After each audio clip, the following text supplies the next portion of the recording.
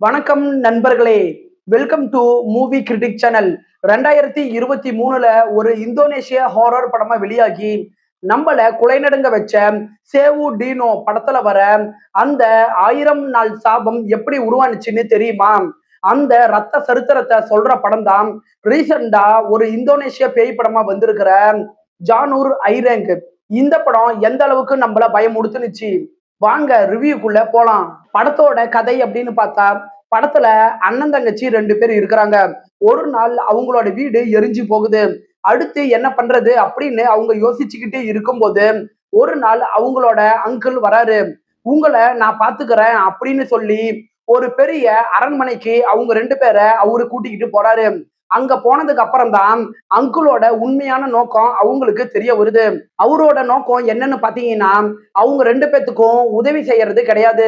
அவங்க 2 பேரை வச்சு பில்லி சூனியம் மூலமா தங்களோட ஆதிக்கத்தை நிலைநிறுத்துறது தான் அவரோட நோக்கமே.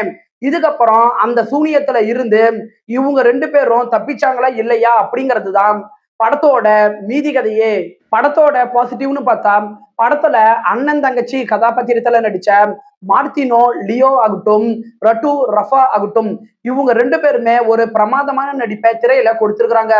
பல இடங்கள்ல ஃபேஸ் ரியாக்ஷன் மூலமா அந்த கதாபாத்திரத்துக்கு அவங்க உயிர் கொடுத்திருக்கிறாங்க. ஜாவா கலாச்சாரத்துல இருக்கிற பில்லி சூனியத்தை தத்ரூபமாகவும் அதே நேரத்துல பயங்கரமாகவும் திரையில நல்லாவே கொண்டுட்டு வந்திருக்கிறாங்க. இந்த படம் 1 மணி நேரம் 35 நிமிஷம் தான் இருக்கு. சோ குயிக்கா உங்களால பார்த்து முடிக்க முடியும். படத்துல கயாங் மாதிரி அமானுஷ்ய உருவத்தை வடிவமைச்ச விதமாகட்டும், ஒளிப்பதிவு மூலமா கொண்டுட்டு வந்த விதமாகட்டும், இதெல்லாம் நல்லாவே இருக்குது.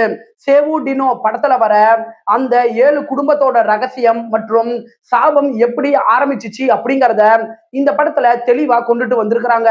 படத்தோட குறைகள் அப்படின்னு பாத்தீங்கன்னா, படத்துல வர சிஜிஐ ஒர்க்க இன்னுமே பெட்டரா இவங்க கொண்டுட்டு வந்திருக்கலாம்.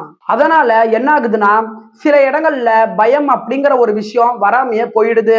துணை கதாபாத்திரங்கள் மேல ரைட்டிங்ல இன்னுமே போக்கஸ் பண்ணிருக்கலாம். படத்துல பில்லி சூனியம் அப்படிங்கிற ஒரு விஷயம் எதுக்காக செய்யப்படுது அப்படிங்கிறத தெளிவா இன்னுமே கொண்டுட்டு வந்திருக்கலாம்.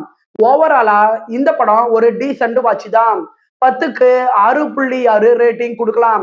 படத்துல அடல்ட் கண்டென்ட்டும் ரத்தம் தெரிக்கிற வைலன்ஸ் காட்சிகளும் இருக்கு.